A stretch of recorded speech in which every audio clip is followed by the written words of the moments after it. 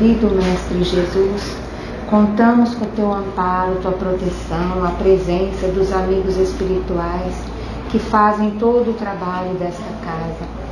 Que nós tenhamos essa proteção e esse amparo para todos os trabalhos, começando por este estudo, Senhor, que nós pretendemos fazer sempre procurando melhorar cada dia mais a maneira como nós atuamos, como nós nos colocamos a serviço de Deus.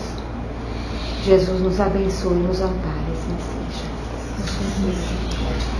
Bom, dando continuidade ao nosso estudo, primeiro nós já vimos a importância do estudo para a prática mediúnica, lembrando que quando nós estudamos, nós aprendemos a maneira certa de fazer. Então é muito importante que a gente estude, porque alguns erros que vêm sendo cometidos, que a gente observa, porque nós sabemos que entre nós mesmos, nós vemos o que as pessoas fazem e nós observamos, puxa, essa conduta não é adequada, essa conduta não é adequada. Então, nós precisamos estudar para corrigir essas nossas atitudes que não são as mais corretas, né? Depois nós vimos como é preciso que nós nos preparemos desde o momento em que acordamos, durante o dia todo, para que agora, quando a gente chega aqui na casa espírita, nós estejamos numa situação espiritual, física, psicológica, né? Que nós estejamos numa boa condição para sermos bons servidores. A nossa participação no trabalho mediúnico é muito pequena, mas que pelo menos essa parte pequena, que a gente faça da melhor maneira possível, aquela melhor parte nossa que a gente possa dar aqui. Depois, hoje, nós vamos continuar então falando sobre os horários e a assiduidade nas reuniões mediúnicas. Eu confesso para vocês que lendo os textos aqui, que novamente nós vamos tomar por base o livro Desobsessão. Por que eu uso esses textos? Porque eu quero que vocês entendam que não são palavras minhas, eu estou falando aquilo que foi recomendado para os trabalhadores com base na doutrina espírita. E é importante que a gente saiba, e é muito triste perceber que às vezes nós não damos a devida importância ao trabalho que nós fazemos aqui, nós não encaramos com a mesma seriedade que a gente encara os trabalhos que a gente faz fora daqui. E aí eu me pergunto, né, será que é porque aqui o que nós fazemos é de forma voluntária, é gratuito? Então, como você não recebe nada em troca, é por isso que você não se dedica como você deveria se dedicar, como aquele que você faz em troco de dinheiro, né, em troca de alguma coisa que você recebe de volta? E aí nós vamos começar então aqui o nosso estudo. A primeira coisa que nós vamos falar é sobre pontualidade. Então, o que os nossos amigos espirituais nos recomendam? Eles dizem o seguinte, que nós gostamos muito, nós queremos, nós exigimos pontualidade. Quando nós vamos no médico e ele demora para nos atender, nós achamos ruim. Quando nós ficamos no ponto de ônibus e o ônibus não passa, fica atrasado, a gente acha ruim. Quando alguém marca com a gente, vamos sair tal hora, e a pessoa não aparece, a gente fica bravo. E aí os amigos espirituais dizem então que nas lides da desobsessão é forçoso entender que os benfeitores espirituais e amigos outros desencarnados se deslocam de obrigações graves da vida superior a fim de assistir-nos e socorrer-nos. E nós não damos importância para isso. Pontualidade é sempre dever, mas na desobsessão assume caráter solene. Então olha a importância da gente ter aqui a seriedade de saber o horário que nós temos que chegar. Não haja, olha, eles recomendam, não haja falha de serviço por nossa causa. Não se pode esquecer que o fracasso, na maioria das vezes, é o produto infeliz dos retardatários e dos ausentes. Então, se fracassa o trabalho, se não é da melhor maneira que deveria, não é por culpa da espiritualidade, é por nossa culpa. Porque nós não estamos aqui no momento certo para nos preparar, por exemplo. A hora de início das tarefas precisa mostrar-se austera. Então, o horário que está marcado para começar a atividade não pode falhar, tem que ser aquela mesma. Não é disciplina que pediram para os trabalhadores mais exemplares da doutrina espírita? Então, cadê a nossa, né, às vezes? Entendendo-se que o instante do encerramento é variável na pauta das circunstâncias. Então, assim, o horário de começar o estudo é 7h30, é 7h30. O horário de começar a reunião mediúnica é 8 horas, então é 8 horas. Agora, a hora de acabar é 9 horas? Não, aí vai depender da hora que termina o atendimento, da hora que a comunicação termina. Não é para marcar uma hora para acabar. É claro que tem uma expectativa, né? Tem que ter disciplina também. Não pode falar, não, nós vamos ficar aqui aberto até meia-noite. Mas a hora que a gente espera, mais ou menos em torno daquele momento, é a hora que vai terminar. Aconselhável que feche disciplinarmente a porta de entrada 15 minutos antes do horário marcado para a abertura da reunião. Tempo esse que será empregado na leitura preparatória. Então, 15 minutos antes, para ser bem honesta com vocês, ninguém mais deveria entrar nessa sala. Porque pelo menos 15 minutos se preparando para entrar no trabalho mediúnico. Ou seja, se não consegue chegar a 15 minutos, que tipo de trabalhador eu vou ser se eu chegar aqui cansada porque eu acabei de trabalhar, ou porque eu estava na academia, ou porque eu estava visitando meu colega, estava fazendo sei lá o que, né? É lógico que tem impedimentos, como nós vamos estudar, que são coisas que a gente não pode evitar. Mas 15 minutos antes é o recomendável, tá? Então isso daqui sobre a pontualidade. Depois, sobre assiduidade, olha o que os nossos amigos espirituais falam. Que assiduidade é a lição que colhemos na escola da natureza todos os dias. E ele dá o exemplo seguinte. Um lavrador que faz a colheita, ele faz a colheita porque ele espera que naqueles momentos, naquelas épocas, chova, ou então que vai ser o momento de nascer a colheita. E na natureza tudo tem uma lógica, tudo tem uma organização que não falha. Graças a Deus, né? Porque se dependesse de nós, talvez não fosse tão bom assim, né? Mas aí eles recomendam o seguinte: a desobsessão para alcançar os objetivos libertadores e reconfortativos a que se propõe, solicita lealdade aos compromissos assumidos. Aprendamos durante a semana a remover os empecilhos que provavelmente nos visitarão no dia e na hora prefixados para o socorro espiritual aos desencarnados menos felizes. Depois nós vamos falar dos tipos de impedimentos que acontecem. Observemos a folhinha que ele fala é o calendário mesmo. Observemos a folhinha. Estejamos atentos às obrigações que os benfeitores espirituais depositam em nossas mãos e nas quais não devemos falhar. Muito natural que a ausência não justificada do companheiro, olha só, a 3 reuniões consecutivas, seja motivo para que se lhe promova a necessária substituição. Ou seja, a pessoa sumiu por 3 reuniões, ela deve ser afastada. Ela não pode, eu falto um mês, depois eu volto, eu entro aqui, continuo como se nada tivesse acontecido. Normal que eu não venha quase um mês e depois eu entre aqui e tá tudo bem. Porque, eu já tenho muitos anos na casa espírita. Porque eu sou fulano de tal na casa espírita. Não, a regra é para todos. Ninguém é melhor do que ninguém. Somos todos trabalhadores que estamos aprendendo. Então, se a pessoa não vem a 3 reuniões consecutivas, ela deve ser substituída naquele trabalho que ela está fazendo. Isso então sobre a assiduidade.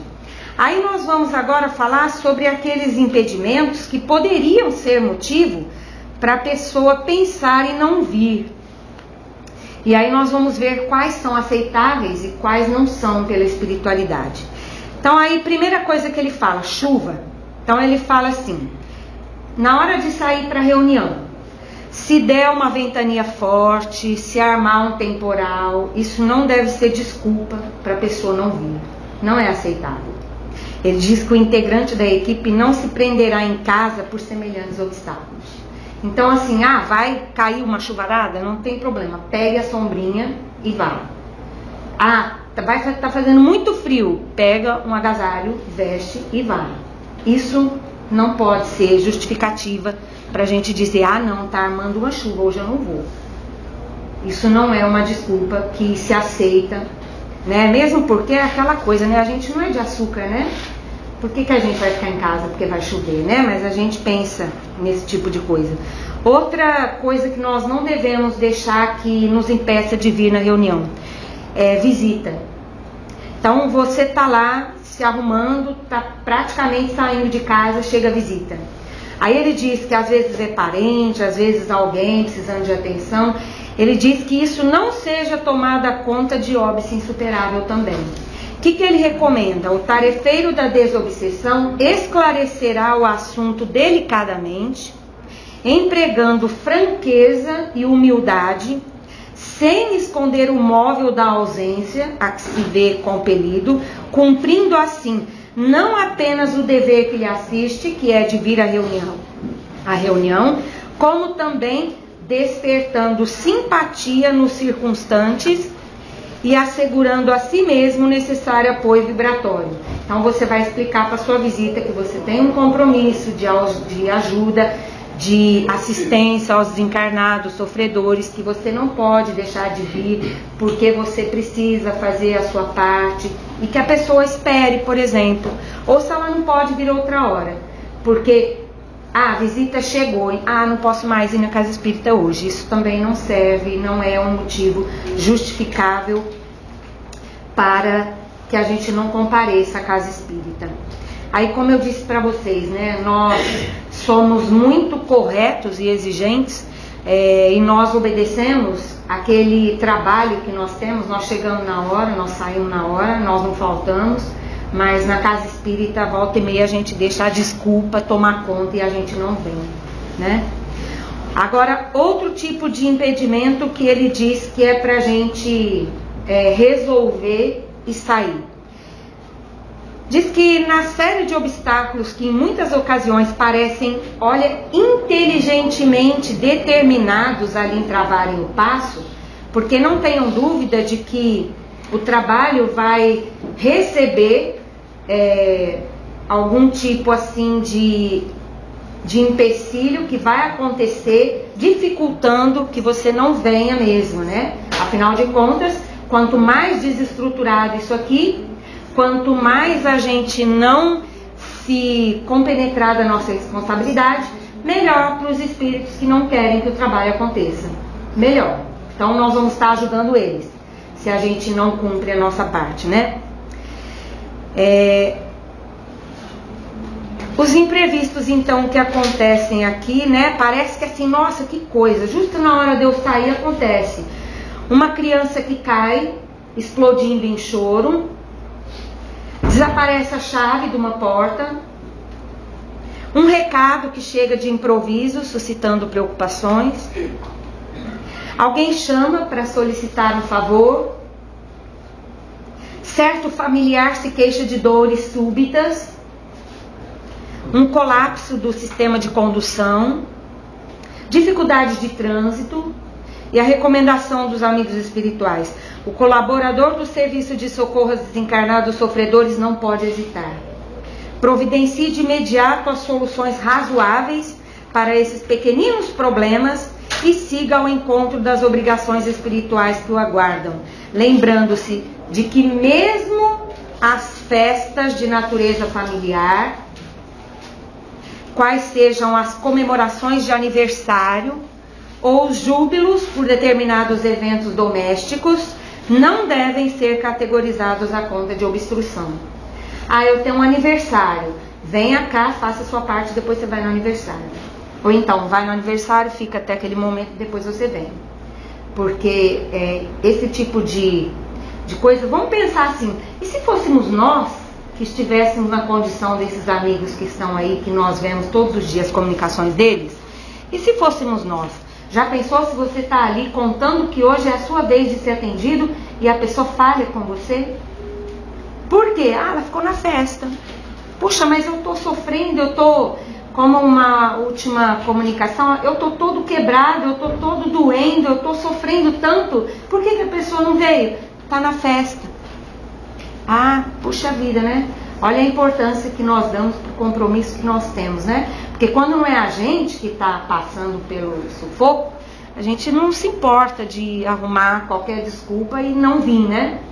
Mas quando é a gente ou alguém que nós amamos, né, bem próximo, aí tudo para nós é assim: não, mas como assim você não vai? Não, deixa a festa para lá e vem fazer sua parte. Aí a gente não aceita, né? Mas como nós não vemos, nós não conhecemos, então a gente deixa todos esses impedimentos tomarem conta do nosso não comparecimento, né? Depois disso aqui, impedimento natural. Então, esses aqui, eles consideram que sim, realmente são coisas que nós compreendemos, mas que você deve pelo menos avisar. Então, o quê?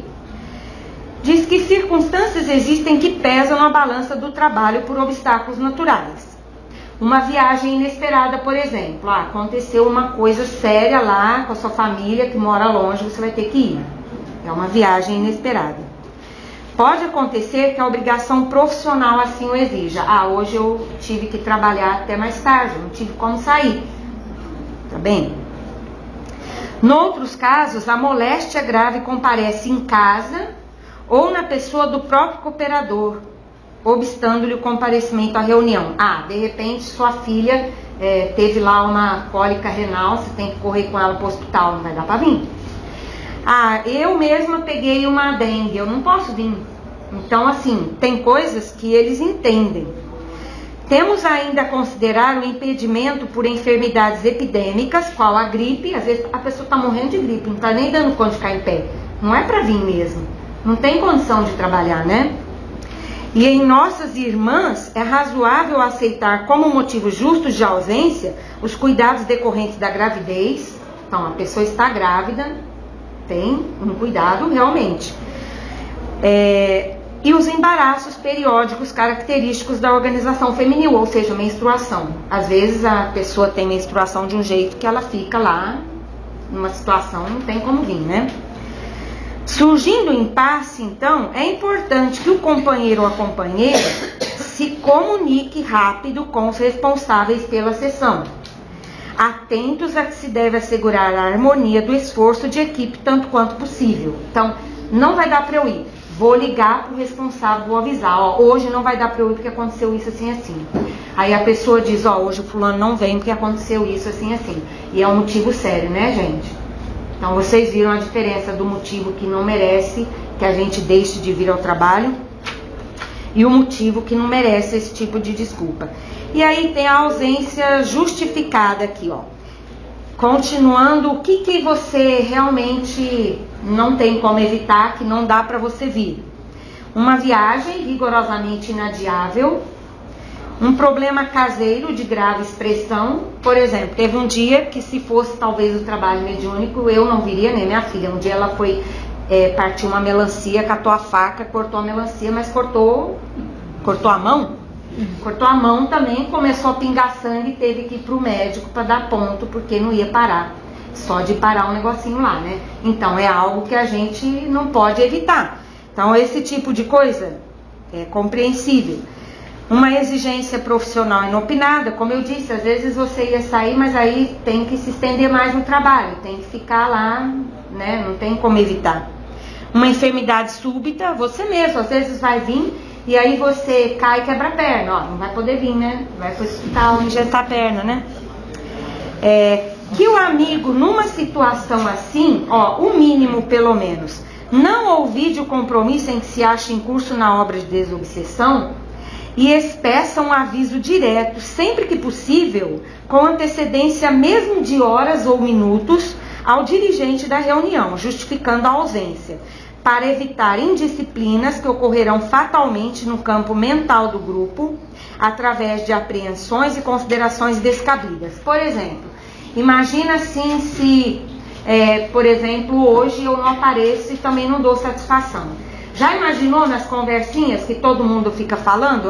Você viu, a responsabilidade ela não veio, ela não fala que tem que ter, cadê ela? Não avisou nem nada. Então, assim, além de você provocar uma desunião, um clima ruim, você ainda deixa prejudicado o trabalho que você deveria desempenhar e não avisou, ninguém pôde substituir, ninguém está sabendo de nada, então você causa um distúrbio no ambiente onde você deveria estar, né?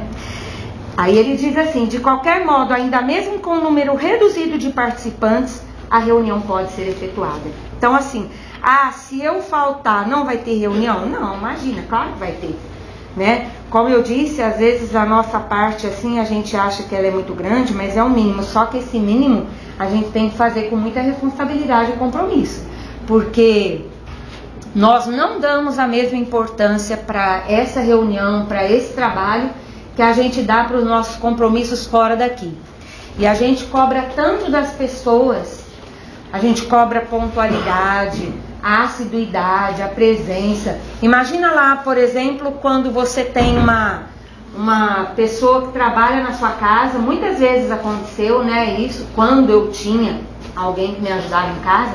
Às vezes você está contando com a pessoa para fazer o serviço para você sair, e a pessoa não avisa, não aparece, e você não tem nem como sair, e aí vai ficar tudo enrolado o negócio lá, porque a pessoa não te avisou.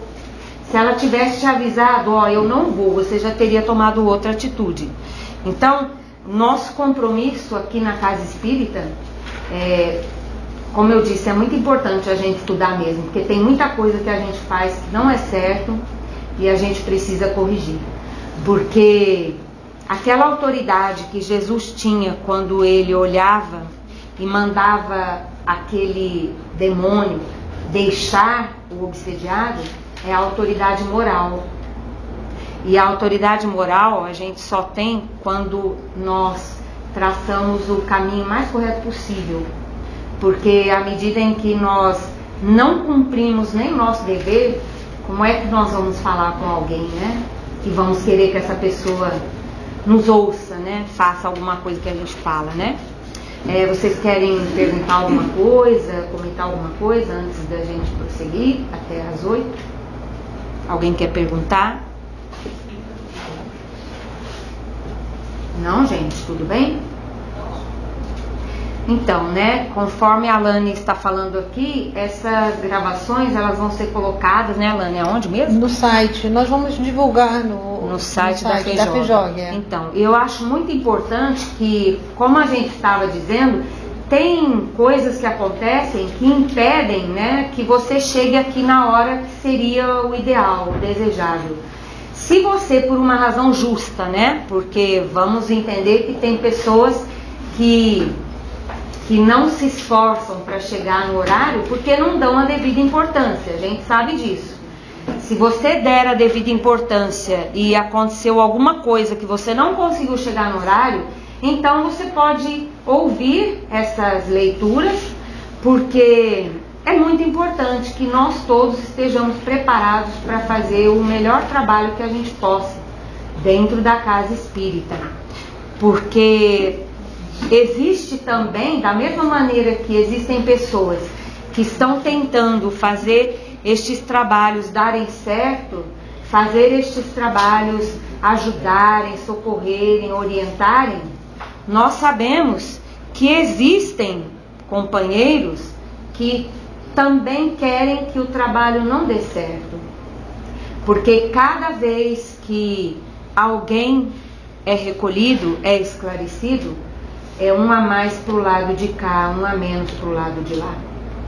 E aí a pessoa que entende a importância disso, ela vai perceber que cada um de nós fazer essa parte que nos cabe, nós estamos colaborando para o fortalecimento do lado que nós achamos que é o melhor, que é o lado do bem, né? Que é o lado do amor.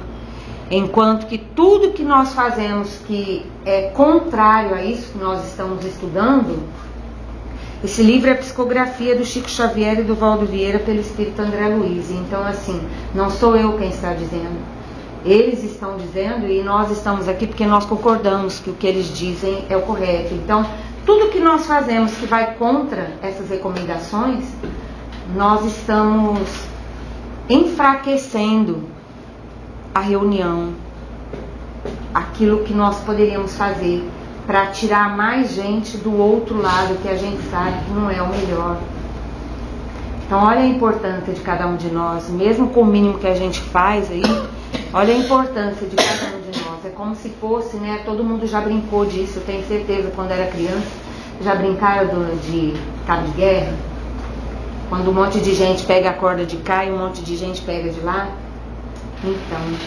Então, se a gente estuda, nós somos aquele número maior que está do lado da corda que a gente quer que todo mundo venha. E se nós não estudamos, a nossa ignorância, o nosso desconhecimento vai fazer com que a gente enfraqueça o lado da corda que nós estamos puxando. E aí é o outro lado que vai ser fortalecido, e não é isso que nós queremos, né? E ainda mais nós sabemos, né, de uma intenção de fazer o bem, de tirar pessoas de caminhos que são tristes. Esse tipo de intenção sempre vai ser combatida por aqueles que não concordam, que não querem, né? E aí nós precisamos estudar para a gente fortalecer aquele lado que é o que nós acreditamos. Cabe a cada um de nós, se não pôde ouvir todo o estudo de hoje, das outras semanas, é preciso ver, é preciso ouvir, para que a gente possa se corrigir, porque é muito importante que a gente seja o melhor instrumento possível, para que a nossa ignorância não seja motivo de fracasso, como nós lemos hoje aqui, né? Tá bom, gente? Então, que Deus nos ajude aí nessa noite, né? Para mais uma vez a gente dar o nosso melhor dentro daquilo que nós estamos lendo, estudando e aprendendo, que é o melhor para nós, né?